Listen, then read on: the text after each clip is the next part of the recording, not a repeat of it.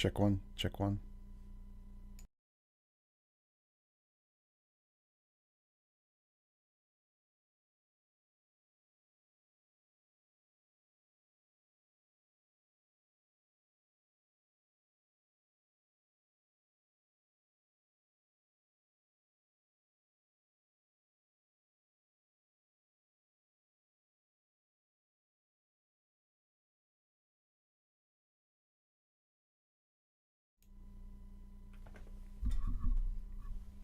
Hello, hello, hello.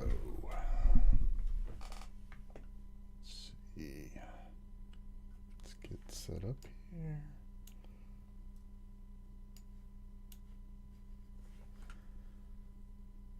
Those are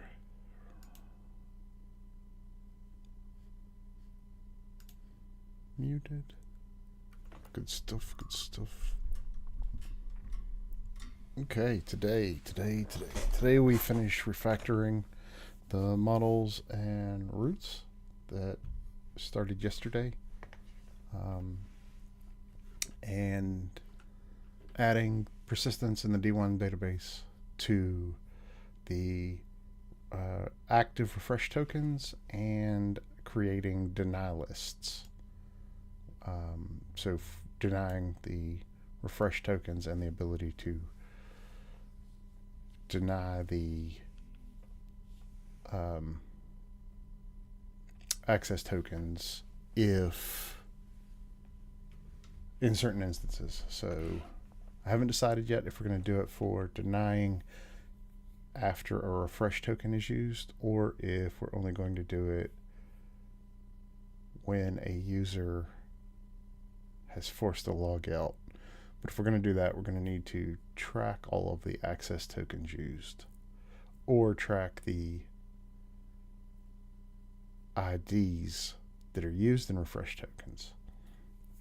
If we do that, that does mean that every time we load or every time a user tries to log in, or not log in, every time a user tries to use an access token, we do need to do a database lookup, which will delay the execution, which may be a problem working at the edge, but let's see. Let's just finish the refactor first.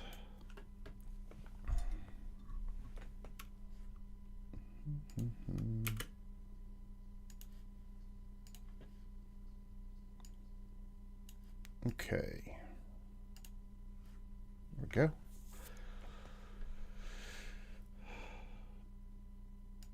So this is, all right, let's just go back through and see what we're doing here. So our middleware here that does the protection of the unprotected roots, which comes from our roots index. Then we do the validation of the JWT. I need to figure out why my mouse and keyboard keep stop responding sometimes. And then for each of the roots, we're adding those into a roots. We're attaching that to the Hono app roots and path. All right, so we're getting those from here. So we have different roots files for user roots, customer roots, and health roots. And added health into unprotected roots down here.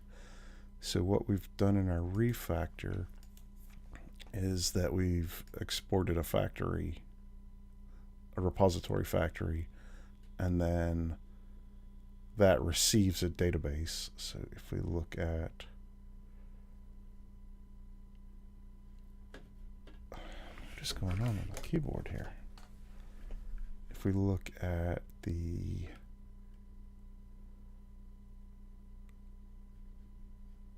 user root,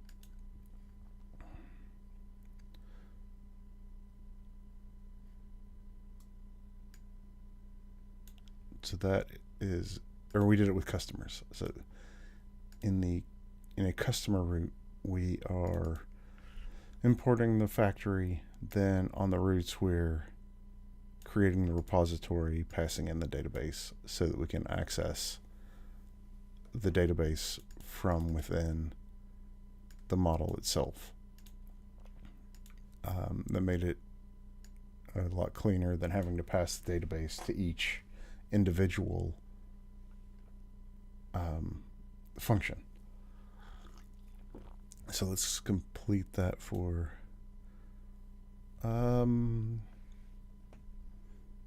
let's do it for users first, then we can do it for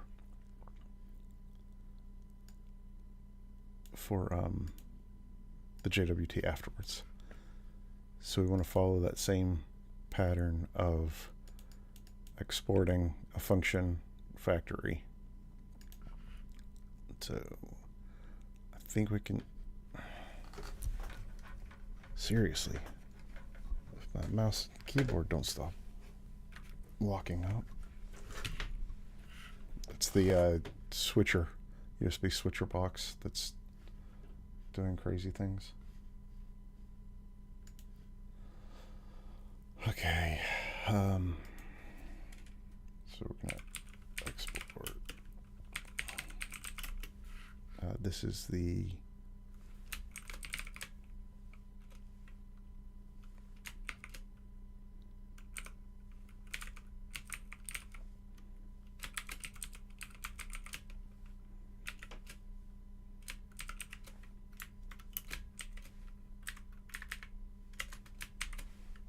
then we don't need to export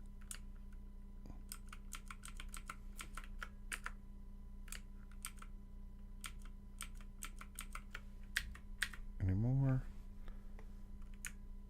but we need to indent that just to make it easier to read. Okay, so we don't need DB, we don't need DB, we don't need DB, we don't need DB, don't need DB. So let's just go through and check. We don't use the database here.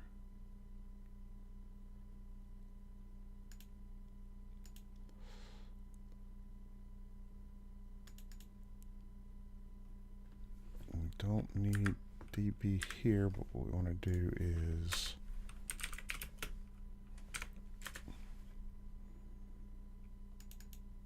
oh, what happened?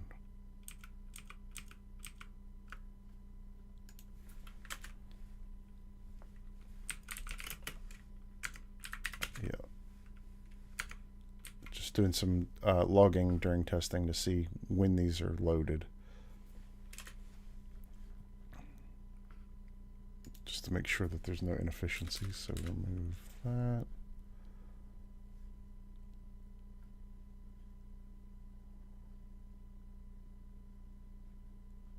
Username, database.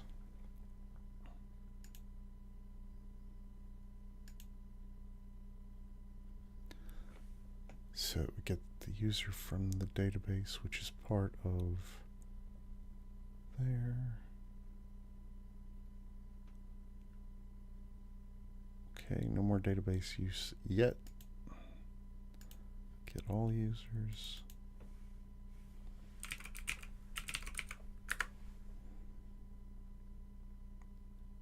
No, wait a minute. What was...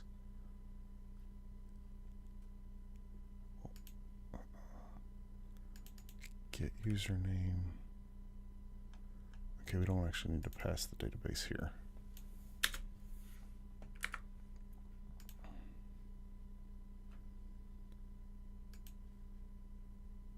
Because it's database here.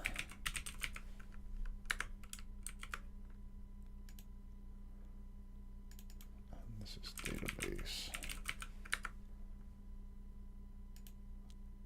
And this is database.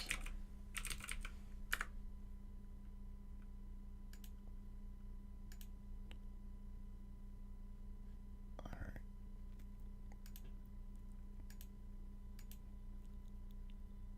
So the first thing we're going to need to do differently is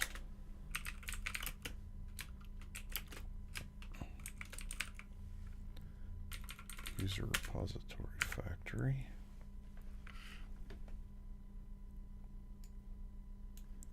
Okay, so we're going to import that user repository factory. Then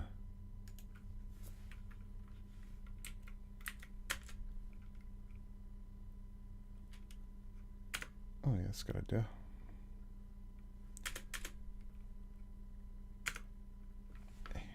Let's call that I think I called that a customer repo. Yeah, user repo.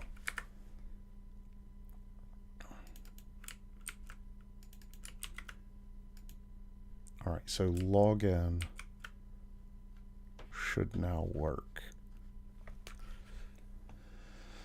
So if we hit login, we check for the body, the username, the password. We bail out if there is a problem. User repository from a user repository factory, passing in the environment DB. Then we get authorized from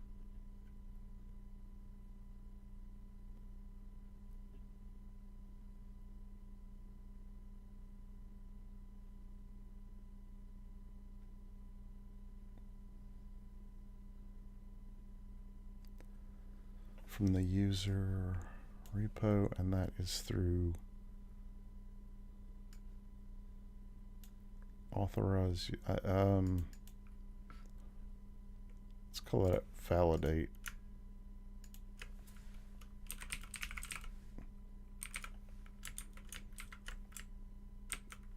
So the user repository validate.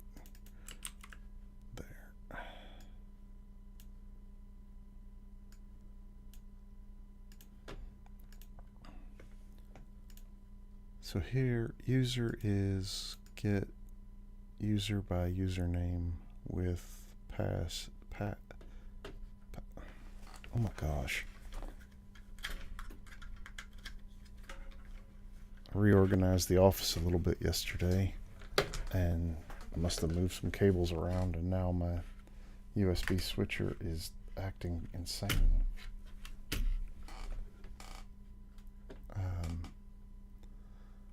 All right, all right, this is not gonna be a good day.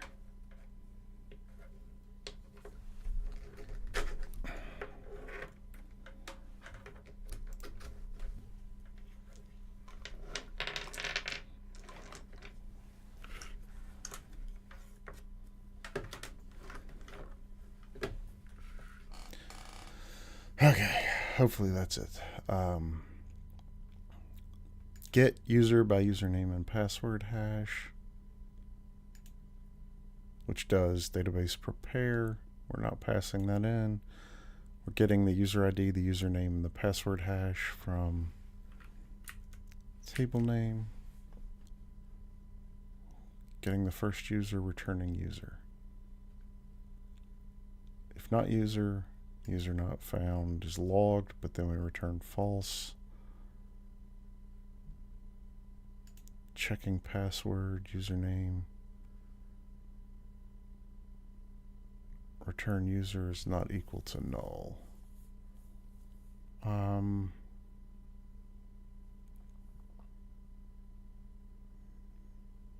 That's okay for now. Let's just make sure that it works. I think we probably would, it would be nice if we use the user ID. Okay. So save that. Save that. So now we can test logging in after the refactor.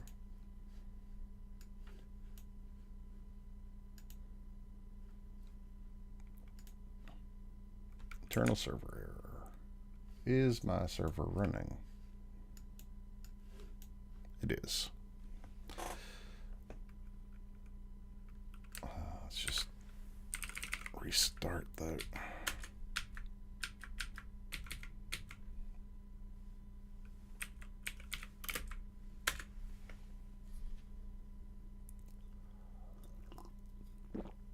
Okay.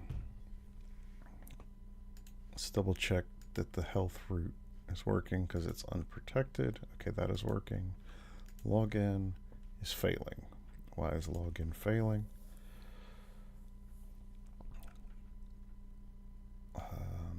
Cannot read property of undefined validate user. Okay, I thought I'd rename that in all the places. Oh.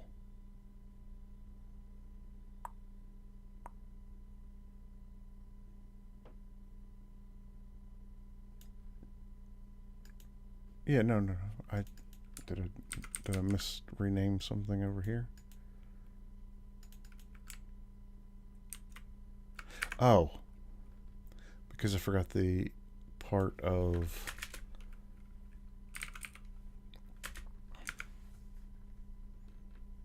there. So I was not returning, so we were exporting the function that gets invoked here, but it wasn't returning anything. So, or here. So user repo was empty. It was null. There was nothing there. But now we've taken each of the functions within our factory and returned those. So get all users. See, I don't think we use hash password outside of here. Let's actually just do it one by one.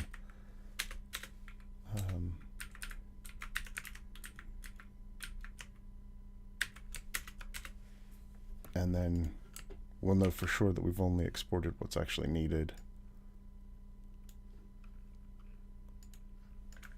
And can actually even move them out, potentially. No, I don't think we can move them out because they probably all need access to the database. Okay, so login works. Let's try using that token that was generated. And since we didn't change anything in customers, that should work fine.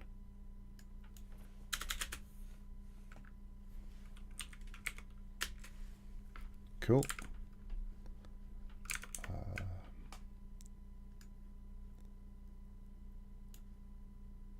So let's see. So that was for login. That seems good. So now how are we? Refresh token is coming from JWT, so we haven't done anything with that one yet. Generate token comes from JWT. These are just some tests, but the tests are no longer functioning. So let's do those.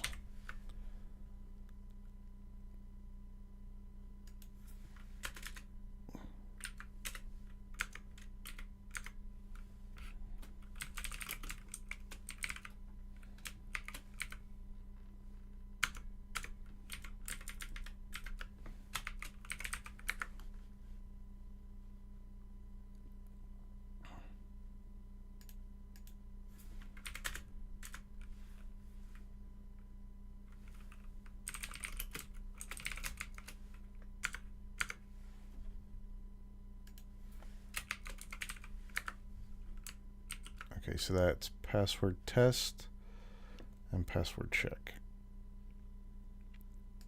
So password test, so this should return a hash to us. It does not because we did something. Oh, because we didn't export. Wait a minute, hash password. Yes, hash password does come from there, so. But also, yeah, okay.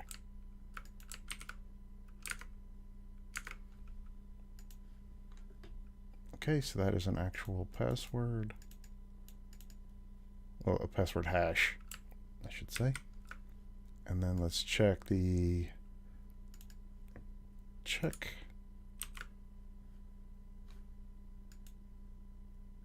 All right, they match. Awesome. So far, the refactor of the user model went well.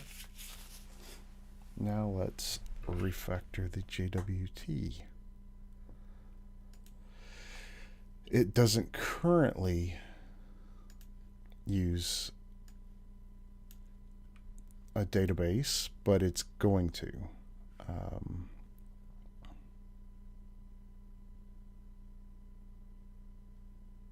Let me just double check. Oh, yeah, let's redisable those just because they're not needed. Okay. We imported. Okay, yes. All right, that is good. That is good. That is good. So, refresh token.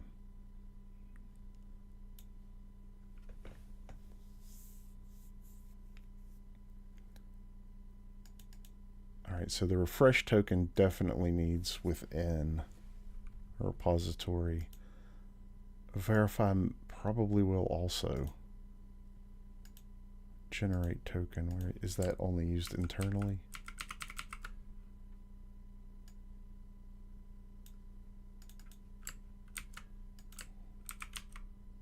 No, we're using that externally too.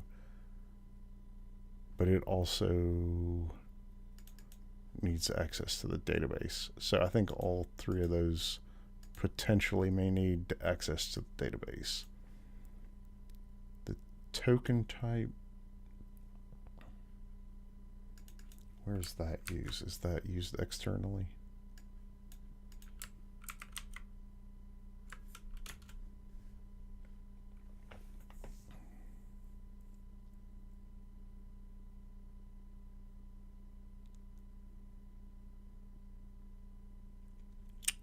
We can actually check that within our verify though.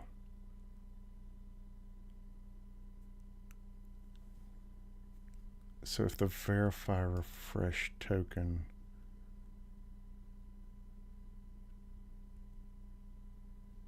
on a,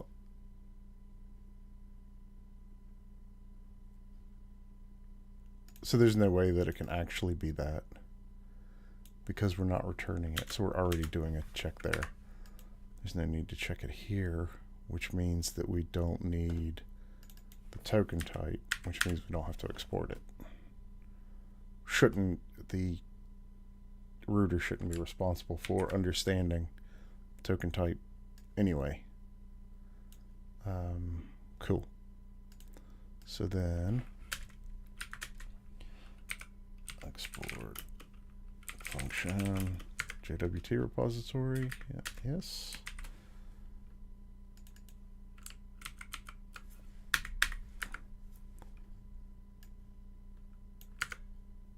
Okay.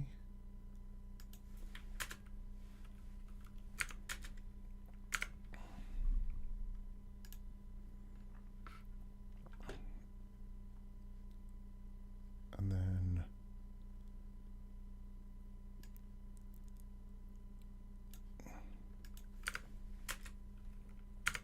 I think we might need all of those, but we'll see.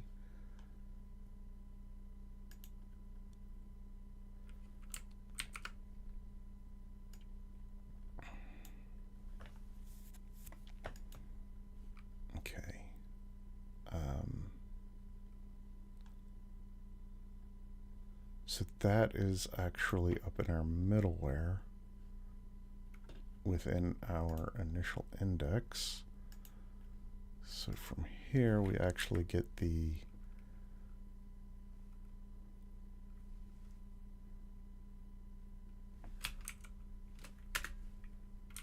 JWT repository factory.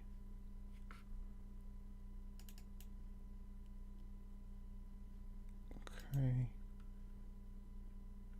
So we don't need it if it's unprotected. We don't need it if there's no authorization.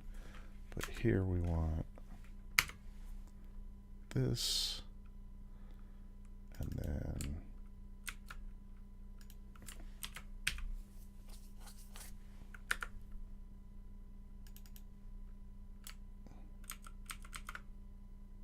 okay, I think that is the only place that we needed that portion of it.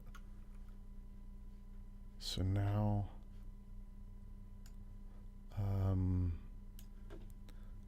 actually in the users model, no. It's in the login route, right? User login. Yeah. So here,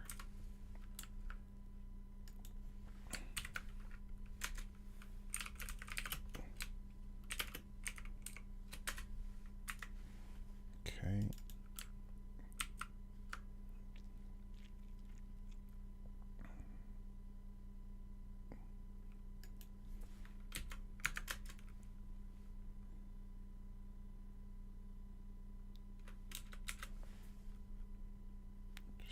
Oh, we need the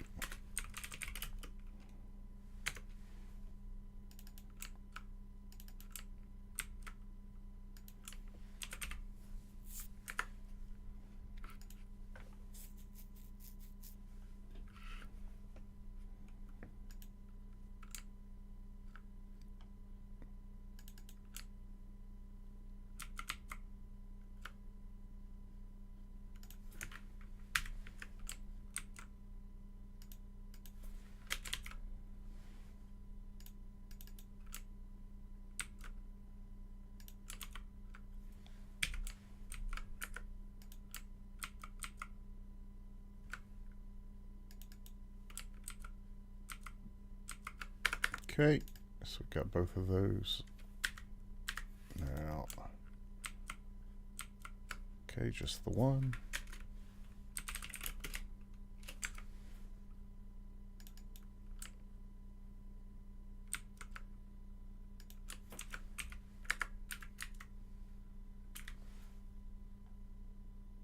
What? Why is there a cannot redeclare blocks? Oh.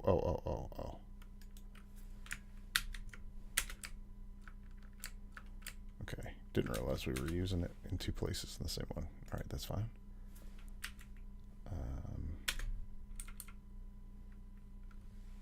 Okay.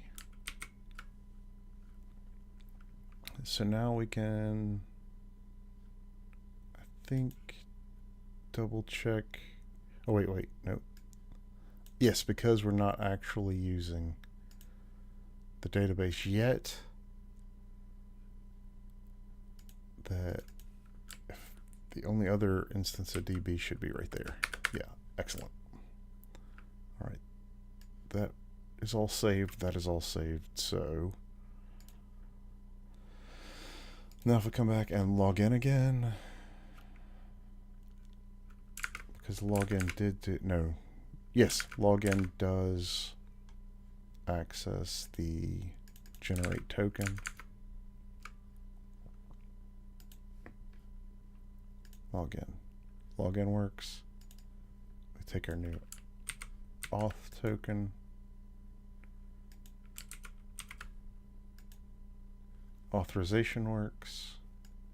Just make sure there's no caching. Okay. Now let's take our refresh token.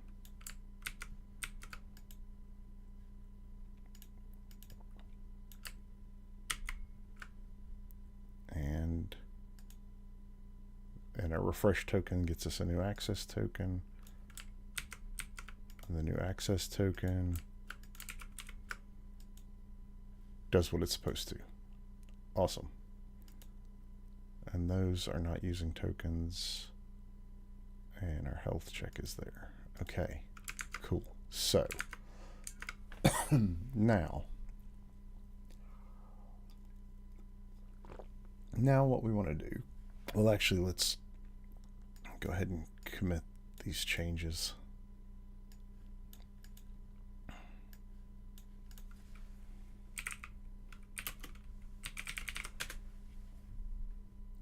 Lots of changes.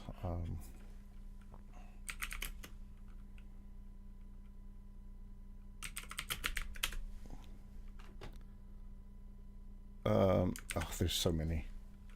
Git add dot.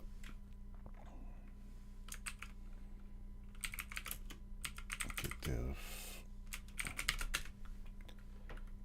So we move these files.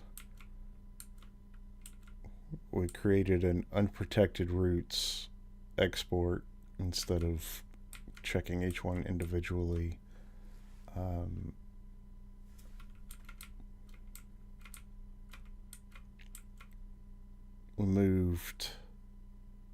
We refactored our models to use factories to export repositories. Removed some old code for testing. That's another refactor. Another refactor.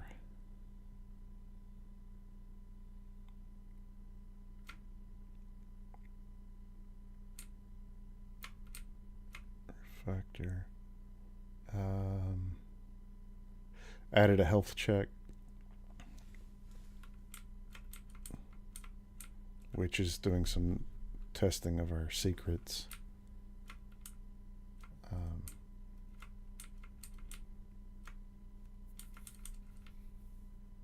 Yep. It's more moving. Okay. Anything else? Just added in a couple of variables. So eventually moving away from those hard-coded secrets, which are obviously not secrets, to testing them as environment variables. There are ways in Cloudflare to add environment variables, and you can encrypt those environment variables so that they're treated like secrets, and that's probably the way that we'll go. I guess theoretically we could use the key value store as well, but we'll see what makes the most sense. Probably the environment variables are going to load faster than accessing the external resource of the key value store, which is going to be important because we need that. We would get that at load time, and I don't know if we have access to the key value store at load time. So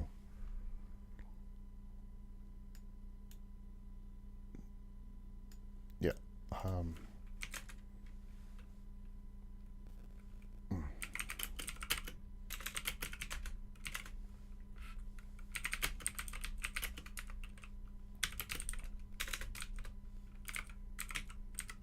Refactored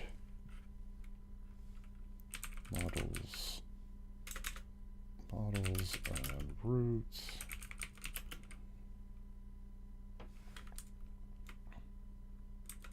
Models who use repo factories and roots to use them.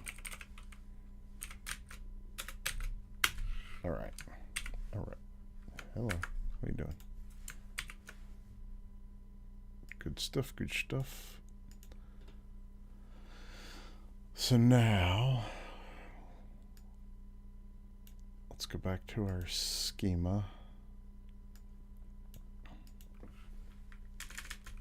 So let's see. Let's drop table if exists. What are we going to have here? We're going to have our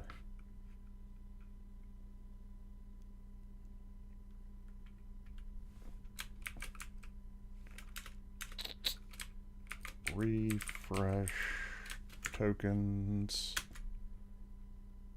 What are you going to tell us to do? A refresh token ID, a user ID. That's actually one of the things we talked about, was adding the user ID as a return value. Let's go ahead and do that. So validate username and password.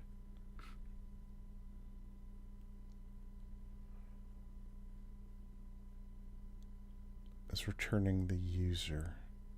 All right, let's come back to here. So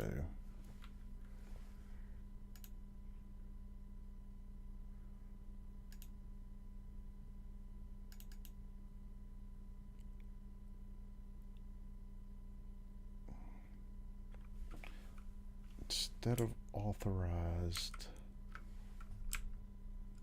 let's call it user ID. What the heck? User ID. Oh.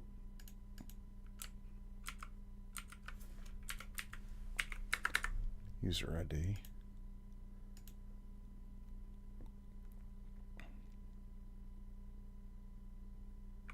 Let's just send the user ID instead of the user name.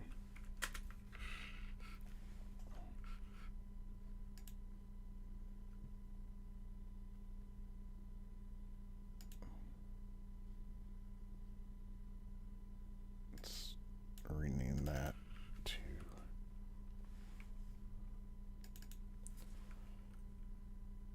get user ID for valid username password.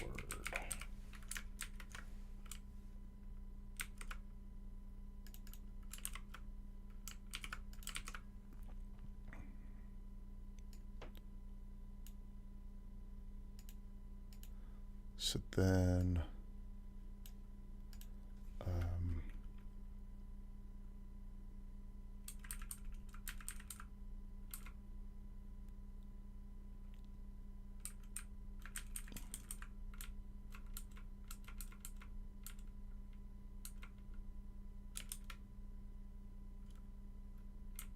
so this is, so if there is no user, oh, that was irrelevant. Yeah, absolutely. That's exactly what we wanted. So let's just double check. So get the user. If there is no user, we return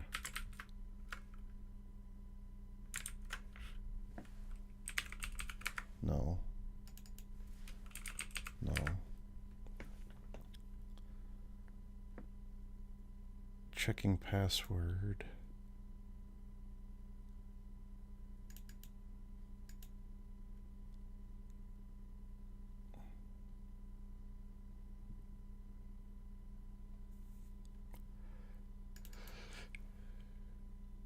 If we're not using, excuse me, if we're not using hash, I wonder if we could just leave that out.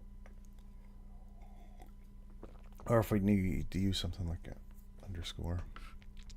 We might want to, no, we probably don't need to use that. Let's see. Actually, is that valid syntax in JavaScript? I think it is, because we're not going to use it.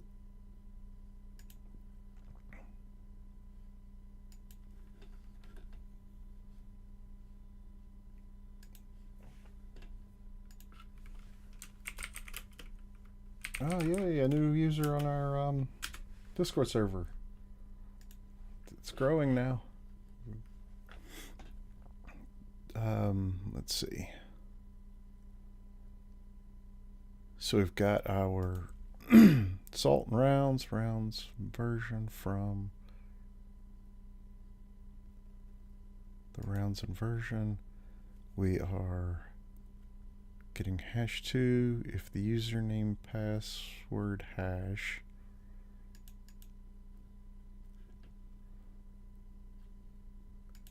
Right, so we are sending in the same salt and the same version and the same rounds. And so we expect the same hash, so that if those are not equal, then we return null. Otherwise, we return the user ID. Yes, good. That is what we want. Then we are generating a token with a user ID. So we want to come to the JWT and generating a token. Well, actually, instead of username, we want, so the subscriber is now a user ID. So we save that. This is saved. Let's do another login.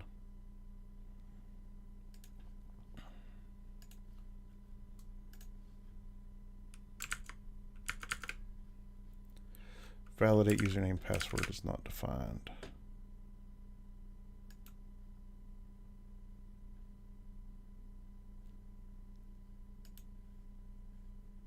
Ah.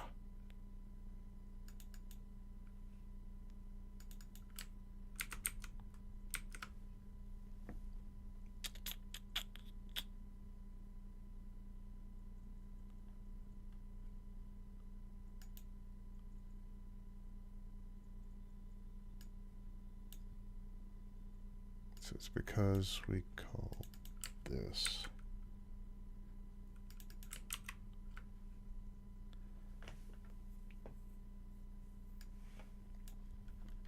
And that is from our login.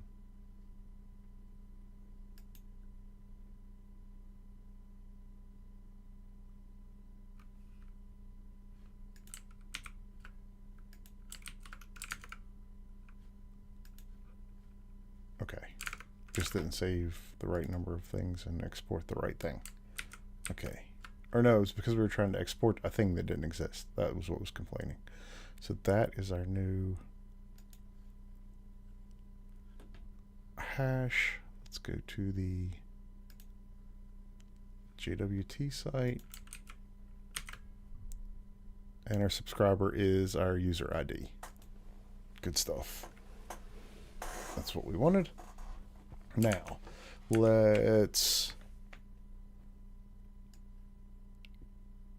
get back to our schema change here. We were going to do create a table of refresh tokens. A refresh token ID is an auto increment. A user ID is the integer that points to the token. Add an expiration date.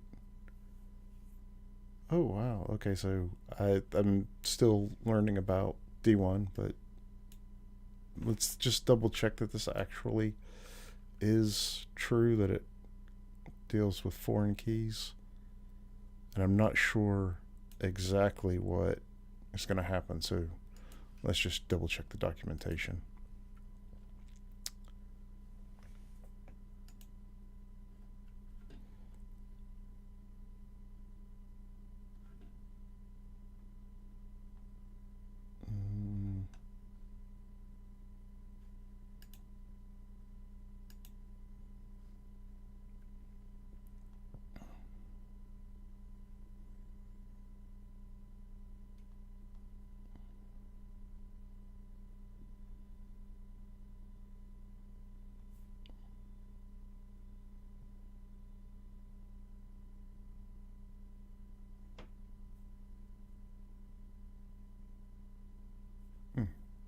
Reusing prepared statements.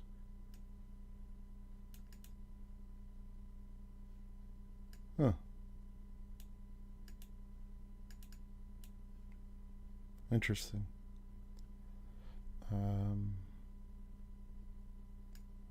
Like, okay. Bind percent, okay.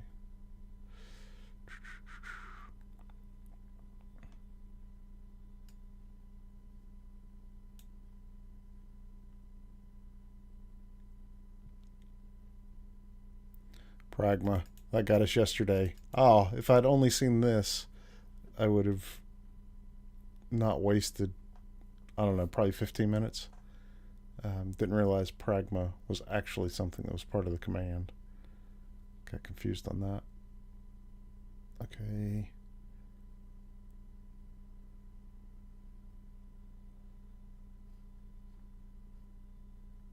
My goodness, the documentation can be difficult to find what you're looking for. Let's try.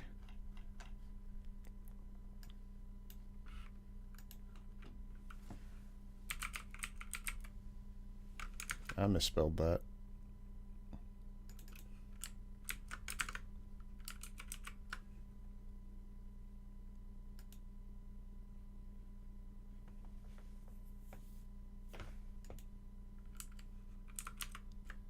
If you have foreign key relationships between tables,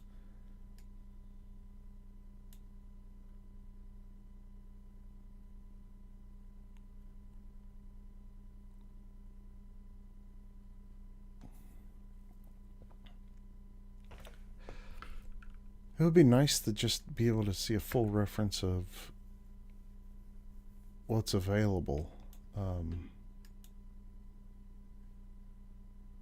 I know documentation's hard. Some of the worst documentation I've ever seen has been written by the guy in the mirror. But still. And I guess this is still technically in beta, so I can't be too upset. Well, I can complain all I want. I can't expect anybody to care, though. No, all right. I guess we're just gonna have to try it. We are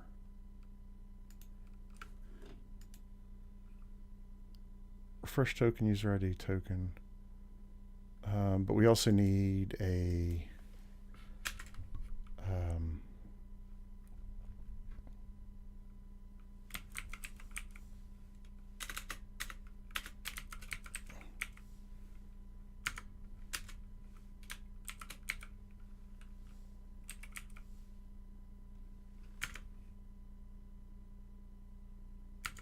date. Is there not a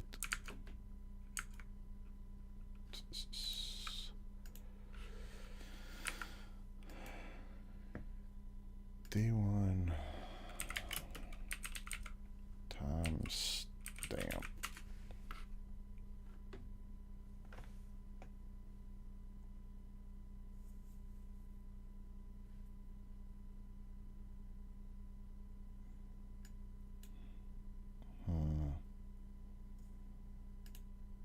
No, I thought that got confused between columns and commands there. Hi, Rex. Good. Just playing with some Cloudflare services. How are you?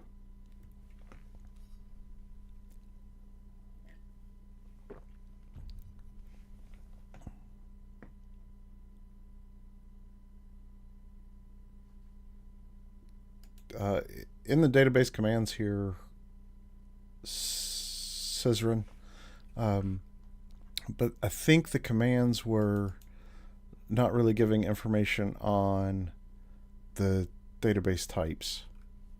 I've not really seen anything about our database types.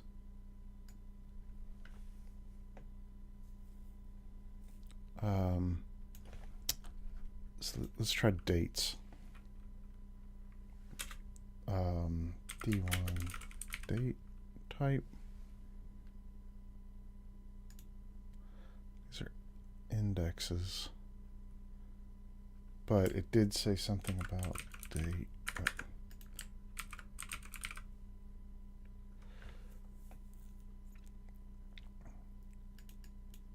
So there are some. So I think this is pretty compatible with SQLite. So SQLite timestamp.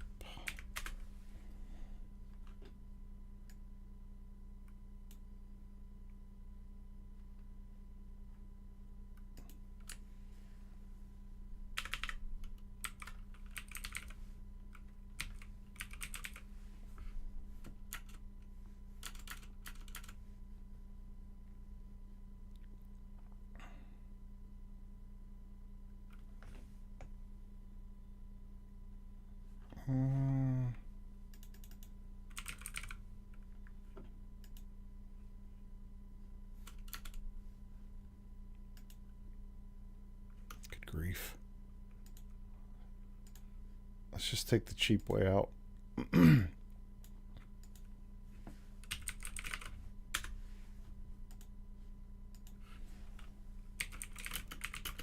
What is the syntax for SQLite timestamp or date? Hey, 69 subscriber Rex, nice. Now if we can just get to the 420th. How about that?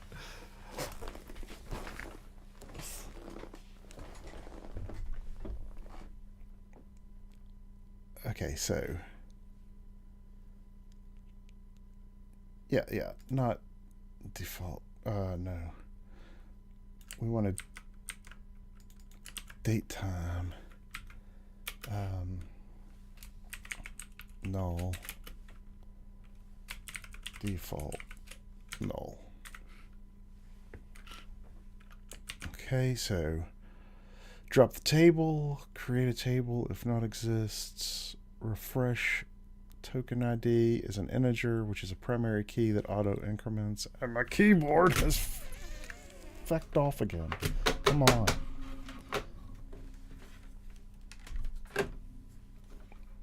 Would you stop it? I need to get a new USB switcher. Yes, thank you. Default. Thank you. Default. Okay, so now we have that. We don't need to do any inserts because this is going to be inserted when we create a token. So let's just do one step at a time here. So we save that. Nope. So npx wrangler D1. Yeah, there we go. Execute my worker D1 number 1. We're going to execute this locally.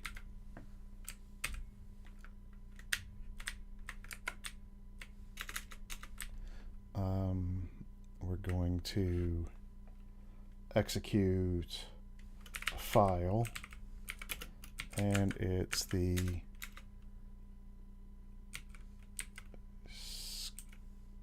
schema.sql. Okay, so this will reset our local database, which is fine, which is what we want. Did that error? Ugh.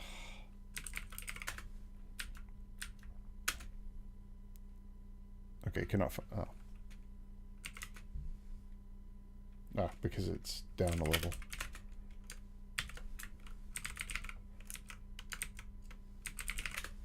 I don't know why my VS Code, even though so I'm running inside of a VM and connecting over remote SSH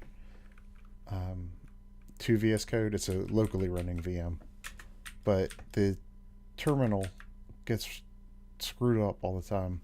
Although I am using a preview version because I was one of the early adopters of.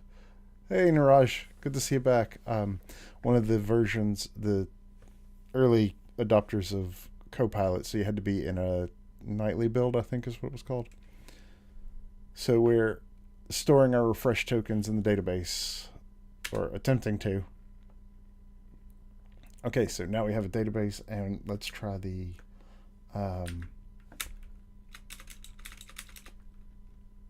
command pragma list table list tables. I'm going to have it backwards.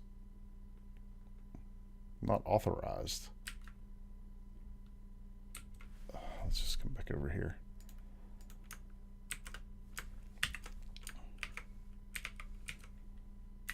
Table list, not list tables. I knew I'd have it backwards.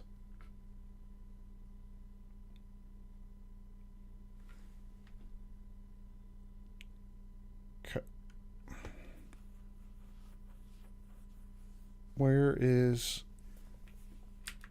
Oh, I didn't run it locally. So now we should have our users, our customers, and our refresh tokens. Awesome. And so there was a pragma command for, was it table info? Info about...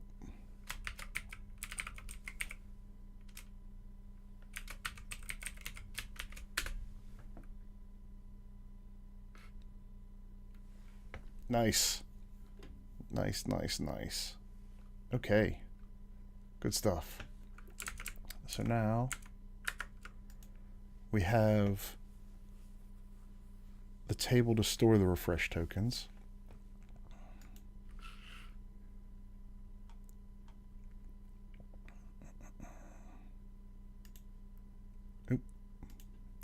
So if we go to the am I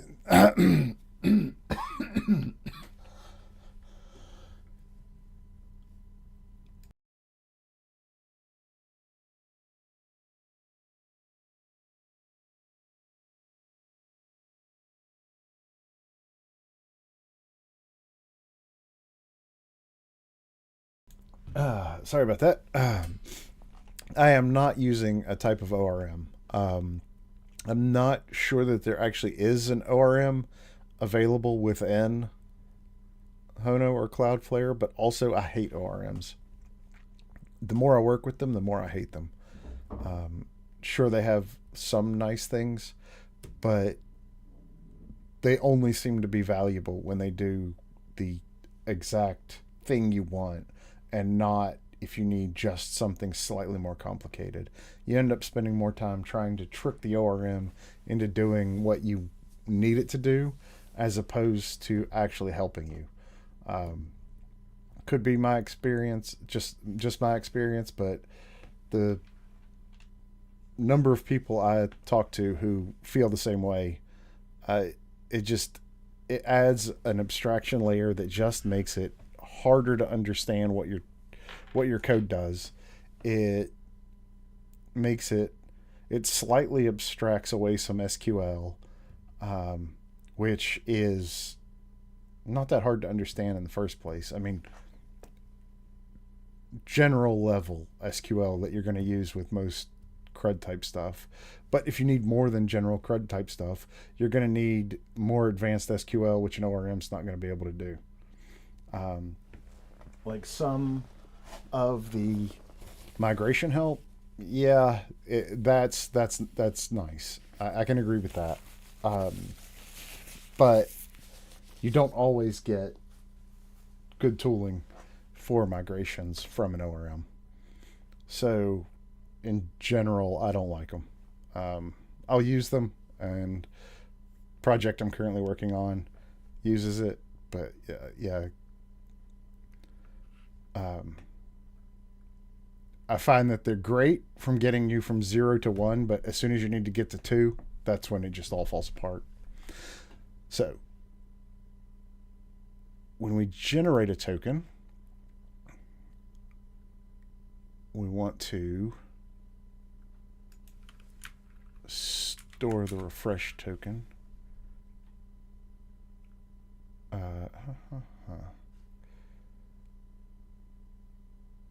Do you know Drizzle? They run SQL queries when running some operation. Drizzle.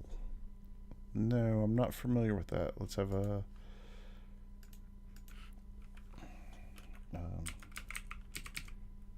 Drizzle SQL.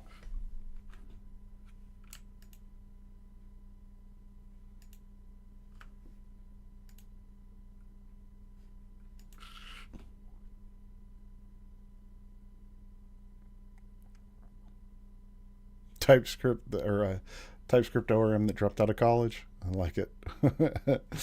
I like their tone anyway.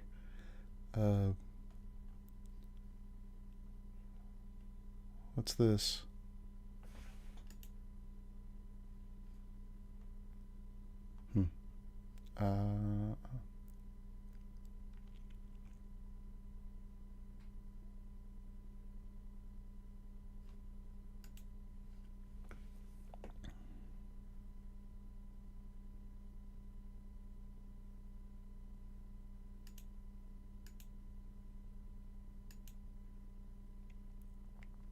That's another thing that a lot of people say a good reason to use an ORM is so that you can do a replacement to the table or to the backing database, and nobody ever changes their backing database. Not in any project I've ever been involved in, and if they do, it's such a significant change that you have to rewrite a bunch of stuff anyway. I'll keep this up to look at later. Thanks for the suggestion to look at it. Let's see. Need to go back to here we are. we do have our database, right? So we want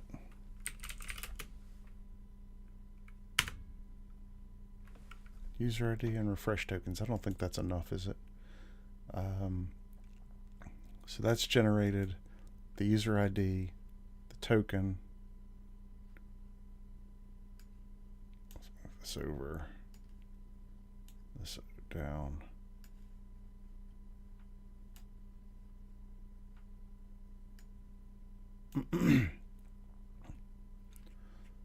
Insert into table name, and do we have, it's actually not JWT, it's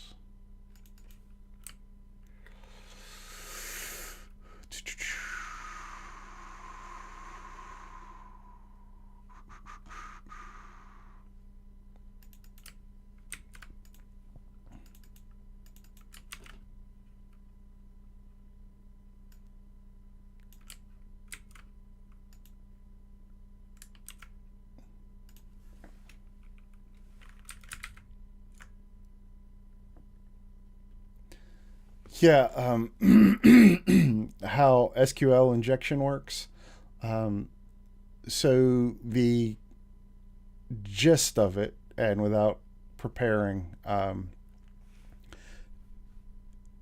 what we could say is if instead of this, we were, say, receiving user ID, and the user ID was coming from the URL, and we tried to create something like a const statement equals, let's even just say insert into, well, yeah, that's fine. But instead of values, we had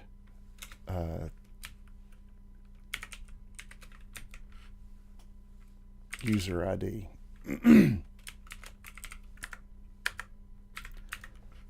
Then the user ID that was passed in, if that value was actually something like, if it actually equaled something like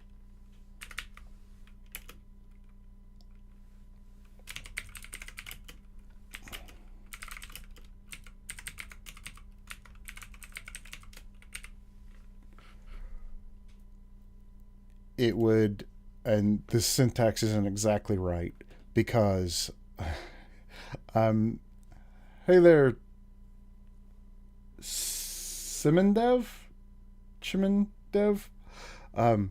So for SQL injection, if user ID were trying to be was passed in from the URL through the stack, that it then says that actually comment the rest of this out, and then, or actually no, I've got that backwards. So it actually goes like that, and then so for this, it could actually end up being something like X or 1, and then 1. Good luck on your interview, Chimindev. I hope it goes well. If you join the Discord server, I'd love to hear more about it after the fact, or if you need any encouragement or advice, it's devopsdave.net/discord, or what you see right here.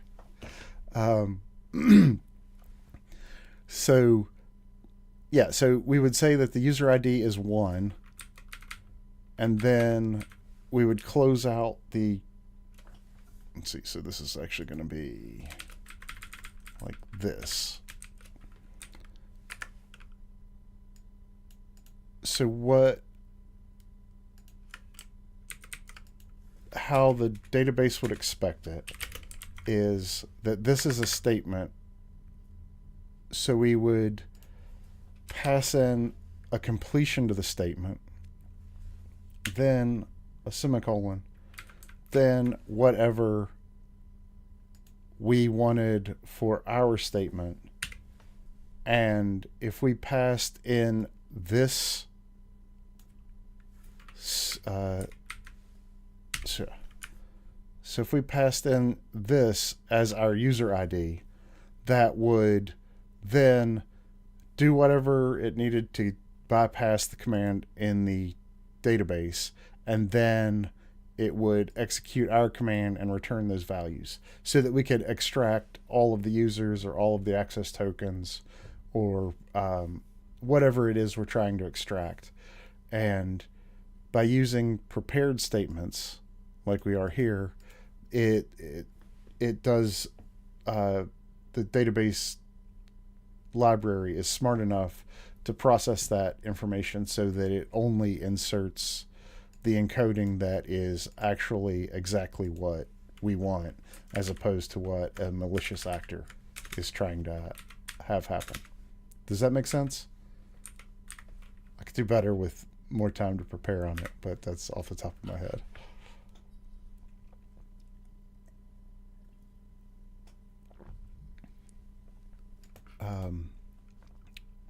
Right, so user ID, the refresh token,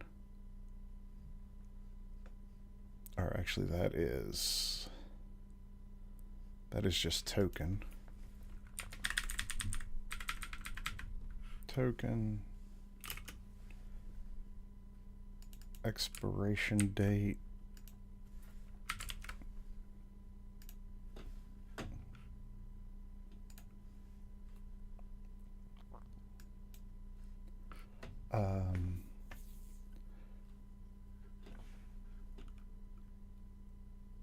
deny list, that we actually went as a default false,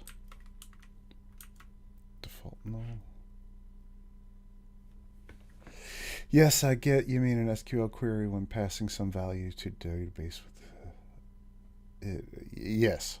Yeah, so you figure out the syntax that would just replace the rest of the value so that the command is actually executing arbitrary SQL to extract data or insert data or maliciously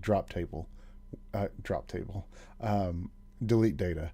So that reminds me of the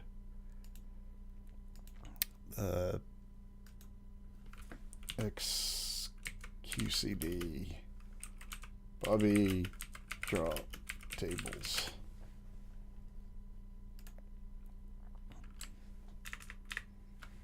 Oops. So, hi, this is your son's school. We're having some computer trouble. Oh dear, did he break something? In a way, did you really name your son Robert? Quote, closing parentheses, semicolon, drop tables students.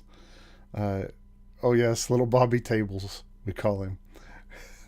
So that always comes to mind when somebody talks about SQL injection.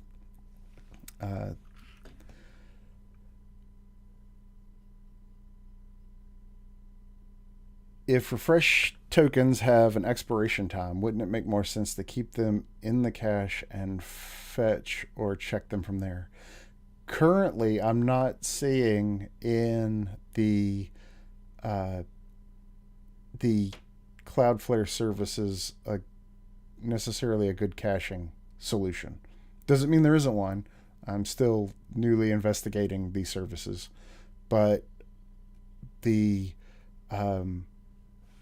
goal of storing our refresh tokens here is that we have a deny list that we can add the refresh tokens to, so that once a refresh token's been used, that you can't use it again. Yeah, so we're currently using Cloudflare Pages for static web hosting, D1 for the database, Cloudflare Workers for executing functions at the edge, which have extreme limitations. So all of our executions have to be within 10 milliseconds. So there's a lot of unusual constraints that we're dealing with, which are what make this project interesting and why I'm attempting to do things with it. but also I've been working with some JWTs in the day job, and so I want to try to understand them as deeply as possible, as opposed to previously just understanding them enough to work with them. So expiration date, actually the expiration date should be a date time.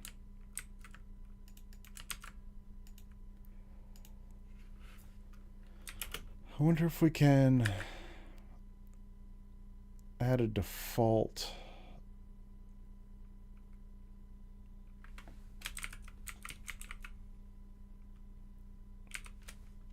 Let's go back to our good friend.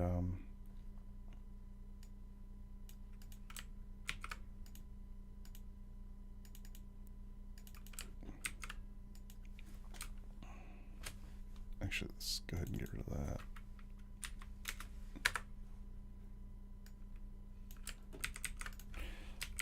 Given the following, how can we add a default expiration date 7 days from now?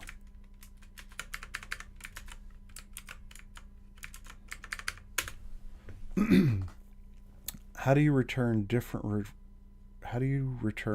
refresh tokens for the same user? Hang on, I couldn't see. How do you return different refresh tokens for the same user and also add older ones to the deny list? So each time you create a new refresh token, you would add that to the database so that it could be blacklisted once it's used.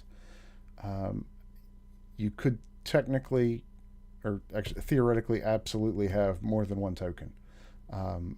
If you're on your phone or on a computer or on multiple computers, you should potentially have different access and refresh tokens. Once you've used a refresh token, that should be added to the deny list, and then but you would have a new one after using it. Does that answer your question?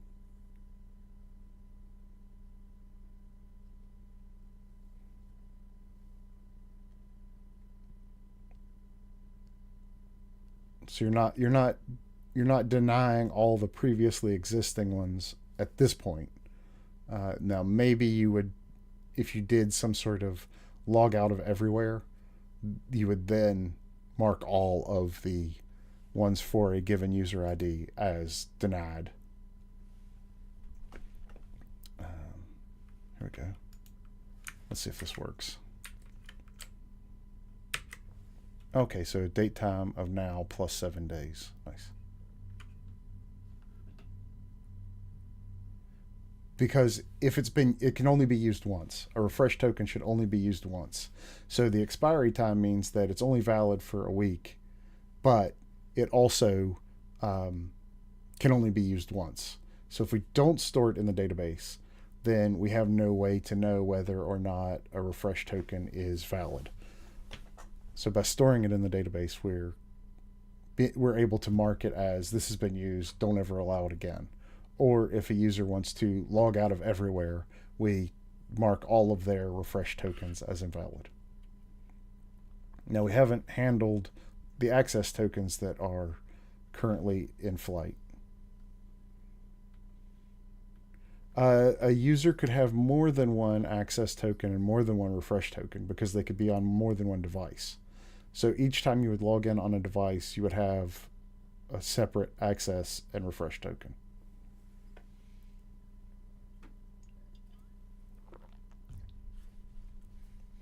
And it could be even an incognito or a private window. So if they're logged in multiple places, chances of someone other than a developer doing that are probably small, but not impossible.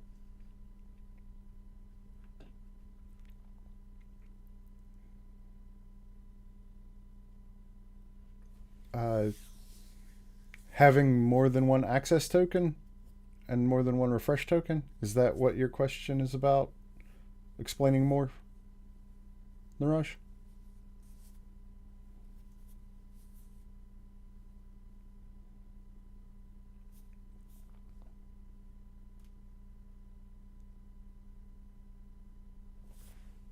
Okay, so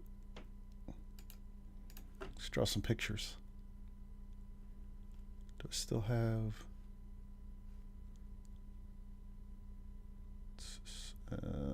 can't find it. I need to close some tabs. Just a second.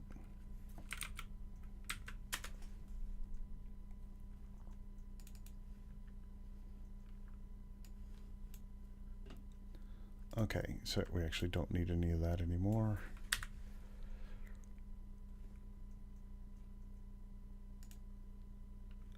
I thought I had my people in here.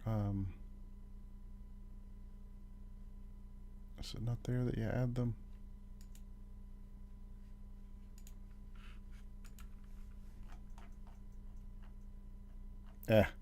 Forget it. I'll do it later.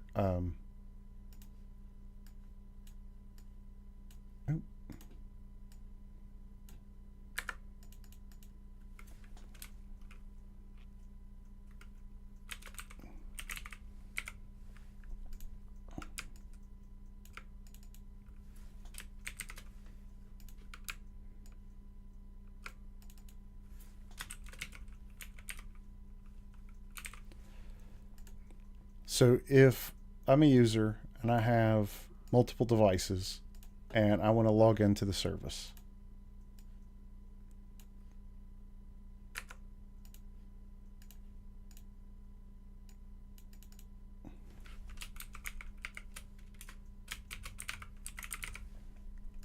okay, and so each of those different devices, I send a request. Then we create a new token.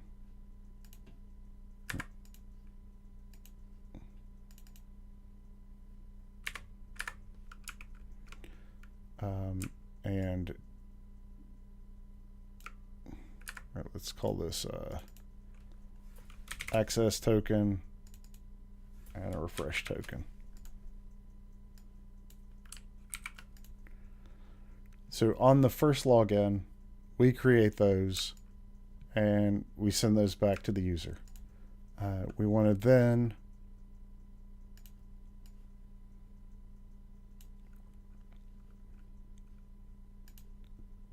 store the refresh token.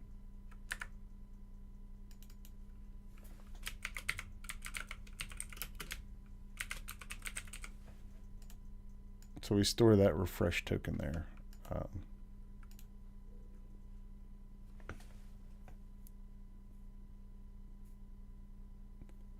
Hey, I see you over here, Cesar. Sorry, I found you a half hour ago on Kick, first time. Yeah, you mentioned the Dev Vault. Looking forward to learn more about you. Found you on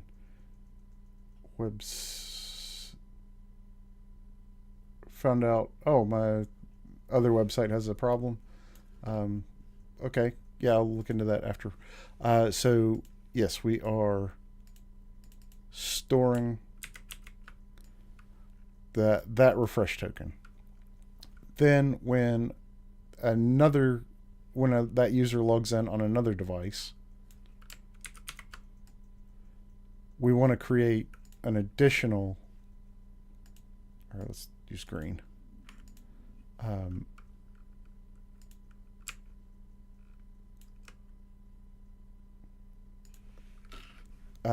We create another access and refresh token set. And then the reason being that these devices are separate. We don't want to share that access token. Otherwise, we would have to store it and return it. And if we did that, we would then have to, on every access, check that the token is valid in the database. And that's basically turning it into a shared session, which just seems like a bad idea. Now, I maybe should do some more research on whether it's a valid idea or not, but seems like creating a new access token and a refresh token for each device makes the most sense. Then when, say, this user's access token has now expired, then they send the refresh token over, and then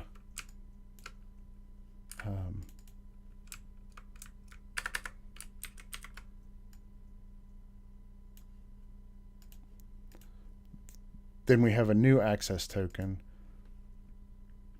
These two access tokens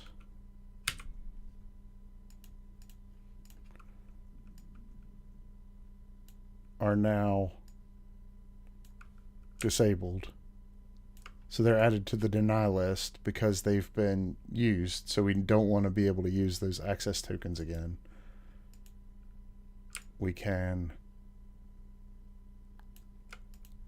send that user the new access token, and they have the new refresh token. And then this refresh token is added to our table. Does that make sense?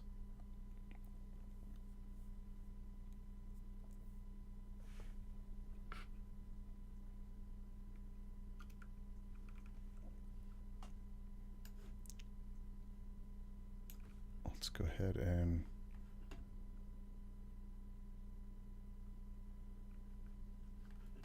yeah, sure. Screen. Discord. If you join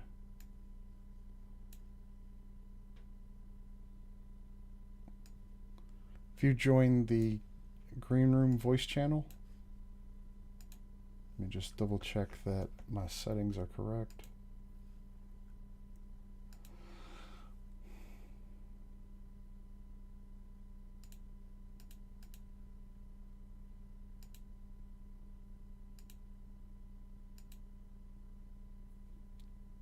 Testing.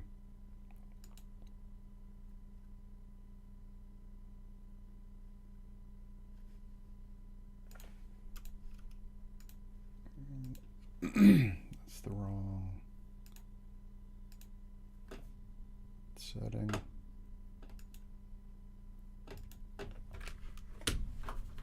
Come on.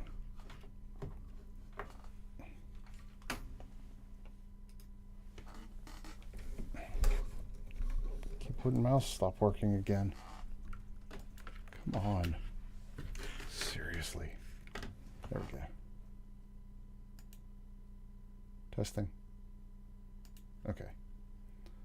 All right, and then there.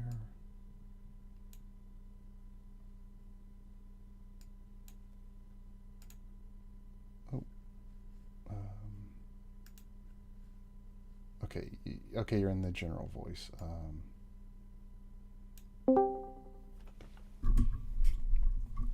Hey. Hello. Hey, you're on. I think you might need to mute the stream. Hello. Just so that it doesn't echo. Hi, Dave. Can you hear me? I can. Hi. Oh, okay.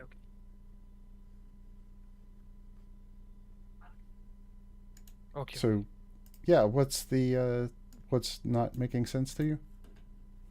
So, what I did was when I was working for a single user, I used to return access token and a refresh token.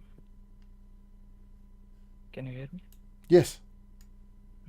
So basically, I used to return an object of access token and refresh token. I used to store access token on the browser. I mean, use context React Mm-hmm. Yeah. So Yeah. and I used to store the refresh token on the browser cookies. So whenever I need to make a API call, it was I was using JWT middleware to authenticate everything. Yeah. So I needed access token to access the links to get Yes. any data. Yes. But whenever you refresh the browser, access token gets removed from browser. Mm-hmm. So re- using refresh token from the cookies, I used to get a new access token and then make a API call to get the data. This Right. way, access token was secured and refresh token. If someone get access to refresh token, they can technically get access to access token. I mean, but uh, this is what I did. I Yeah. don't know No. what.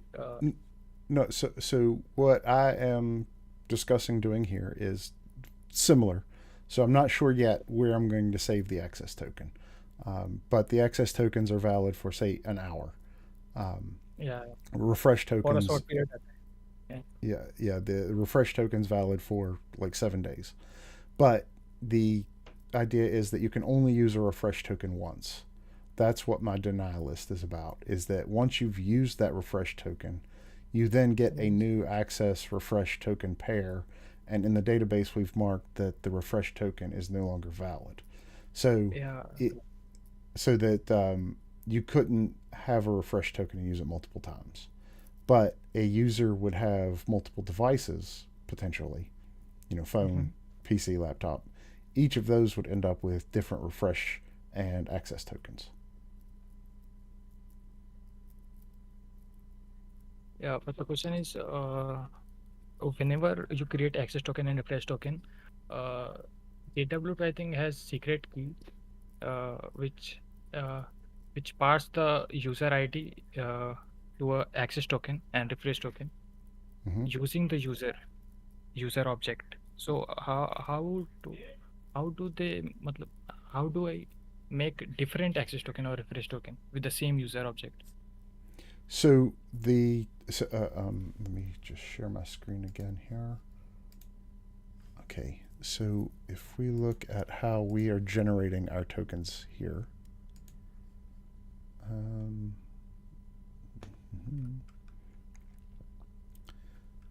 so we have the user ID, we have a new expiry, which is now plus. So the expiry time changes, the issued at changes, and the JWT ID changes.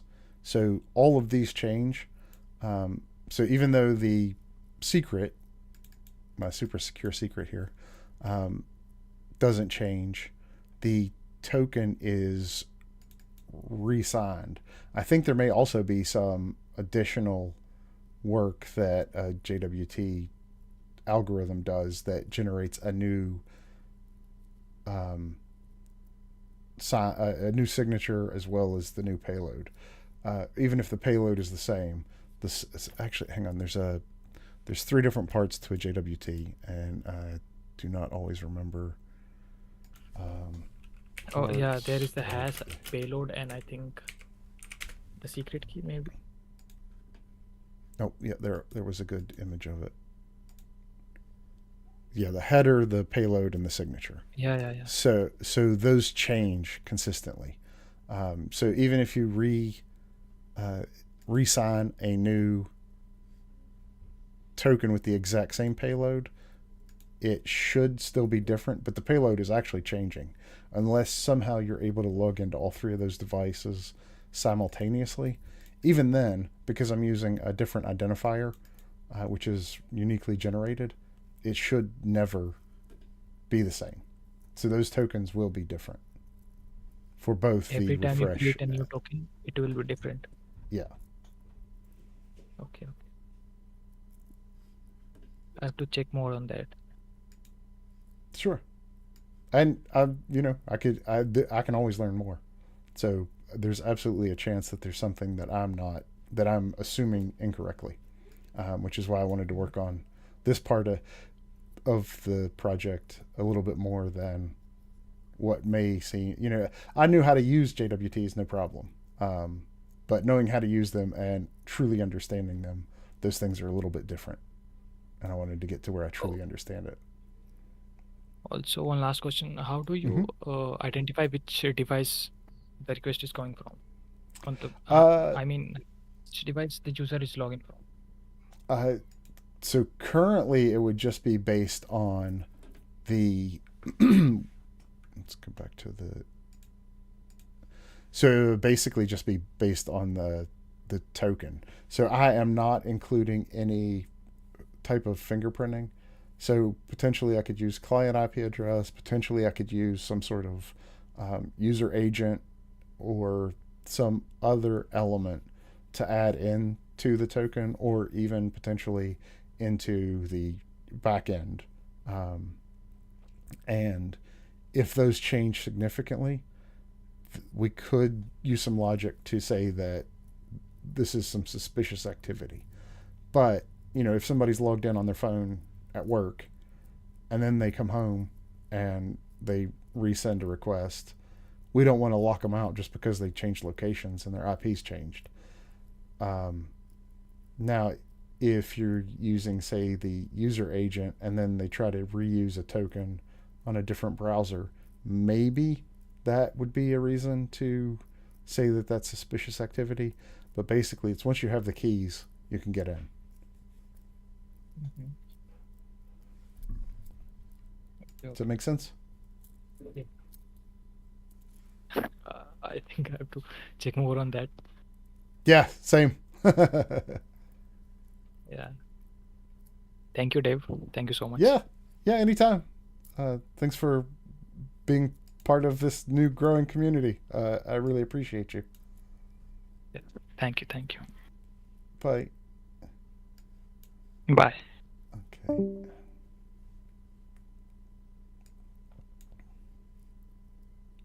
Disconnect from there. Cool, our first viewer call in. How nice. Now let's turn that off. So you can still hear me, but not my background music. My ADHD does not allow me to not listen to music when I'm trying to program. Okay.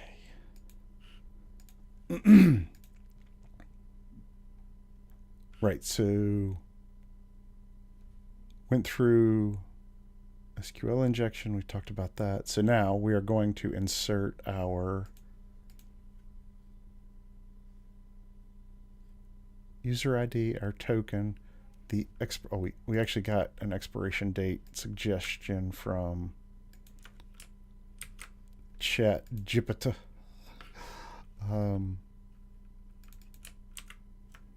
Date time, the default is now +7. We are saying 7 days over here, so we'll stick with 7 for now.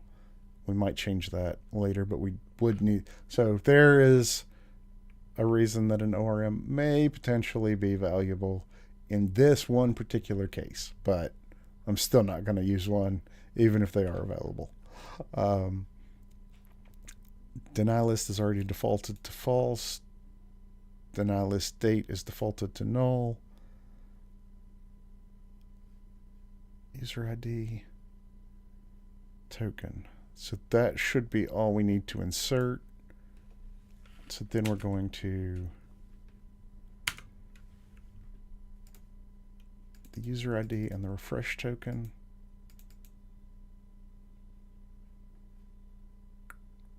Oh,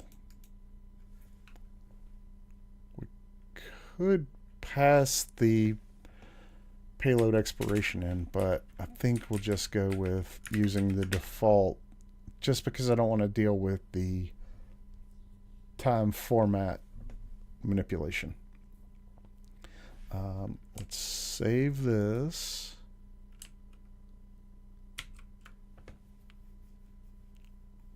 And let's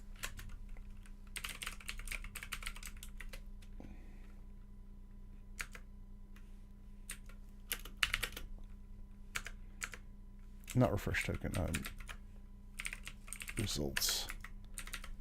Okay, so now we need to just rerun our schema.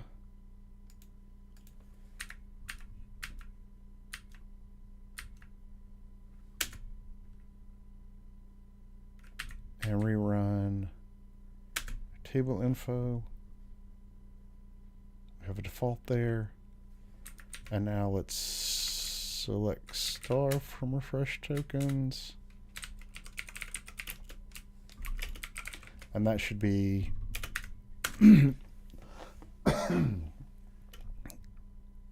empty.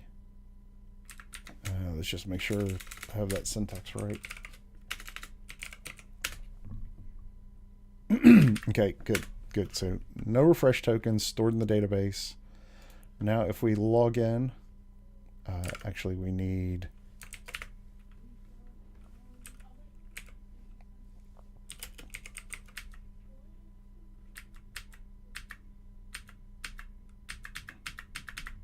dev.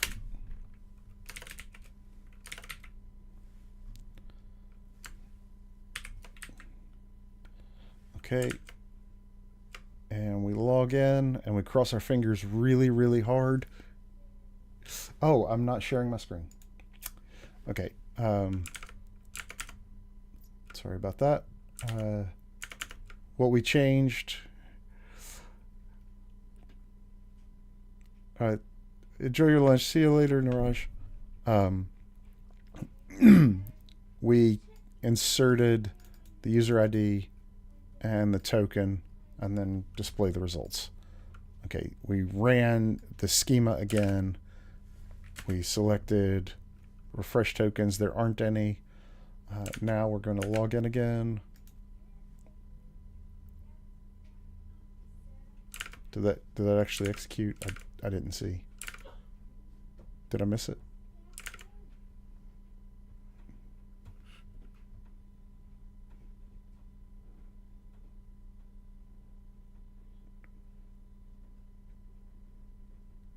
You can see it now or cannot? You should be able to see it now. I forgot to share it.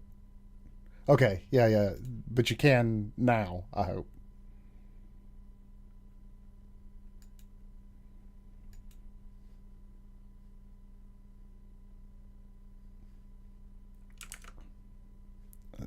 Send.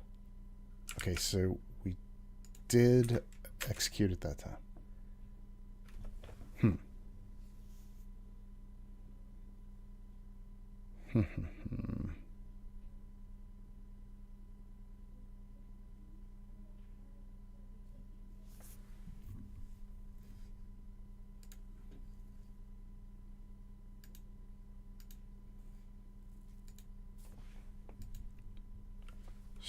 You still can't see it? Let me full screen. Did you maybe mute the? Did you pause instead of just muting the stream? Because, or maybe you're delayed because OBS is showing the screen now. I did delay in sending it.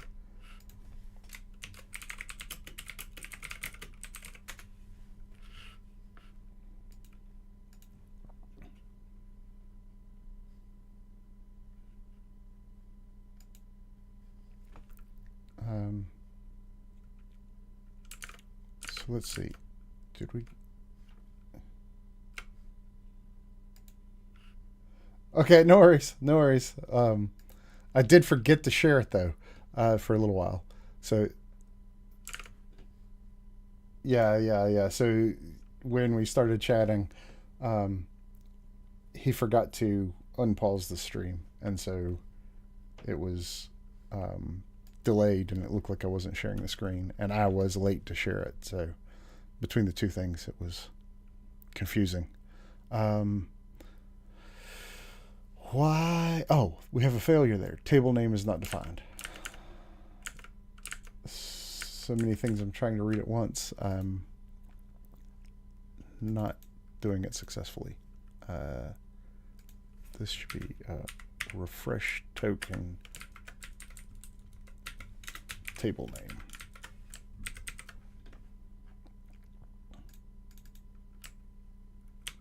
Refresh token table name. There we go. So now, if we log in again, we come back to here, wrong number of parameters,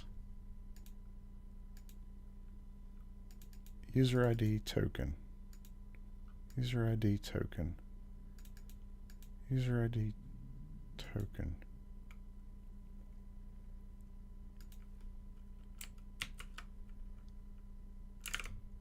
How is that the wrong number of parameters?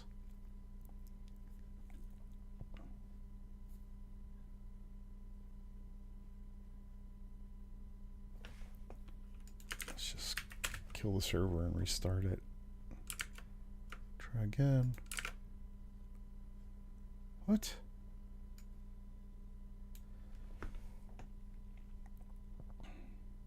Oh, error assigning to.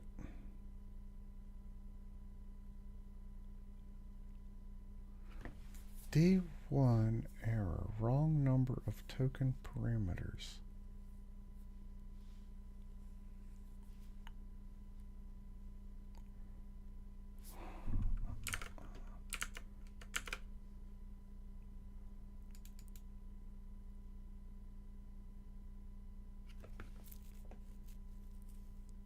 So the ID is an auto increment.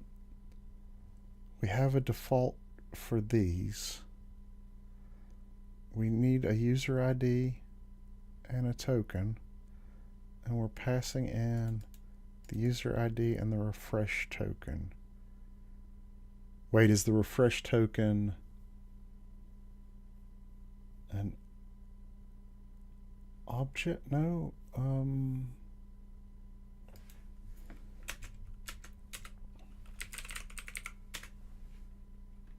No, they should all be console log type of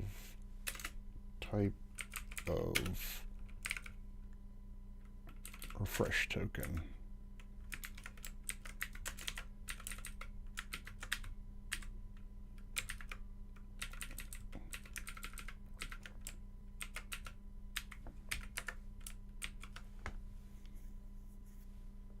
Okay, save that.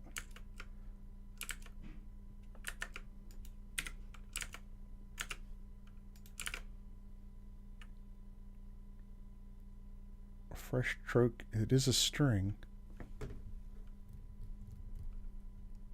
Wrong number of parameter bindings. Huh.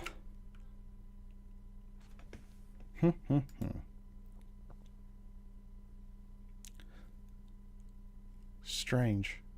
I do not know why that is not working. So insert into the refresh token table the user ID and the token. Oh, because we actually need to, it's statement.bind. Bind, and all. Or execute. Statement.bind.execute. Let's just double check the documentation, and then I need to head out. Nope, that's not the right window.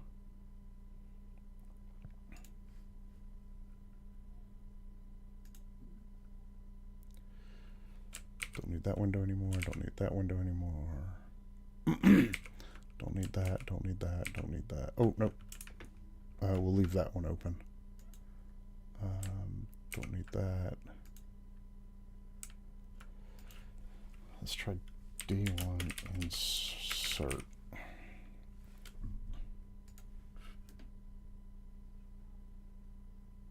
Prepare, bind, run. Okay, so prepare, bind, run. Run. Clear that. And send. And now let's check our... All right. We inserted data to our... that's super hard to see. So we inserted our token. Very hard to read, but refresh token ID, a user ID of 1. Those are both 1, but that's expected. Deny list is false. Deny list date is none. The expiration date is the 22nd, which is a week away. All right. Happy days. So that was a pretty productive day. Storing our refresh token in the database now. Tomorrow we'll look at